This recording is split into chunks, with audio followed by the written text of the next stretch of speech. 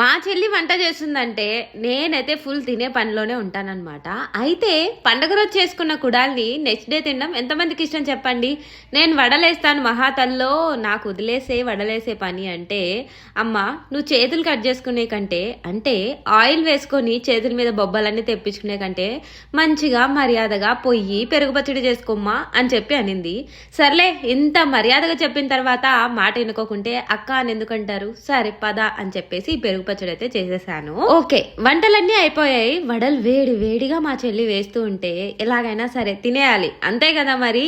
So మంచిగా వడ్డించుకుంటున్నాను. ఒక్కొక్కటిగా వడలన్నీ వేస్తుంటే మే ఎన్ని వడలు వేస్తావు, ఇంకా అన్ని తినవు పెట్టవు అని చెప్పేసి మా తమ్ముడు, లేదు ప్రజెంటేషన్ బాగుండాలి, టేస్టింగ్ చేసేటప్పుడు ఆ ప్లేట్ కలకలలాడుతూ ఉంటే ఇంకా మంచిగా తినాలి అన్న ఫీలింగ్ వస్తుంది కాబట్టి అన్ని వడలేసి చికెన్ వేసి మంచిగా టేస్ట్ చేశాను. సూపర్ ఉండింది.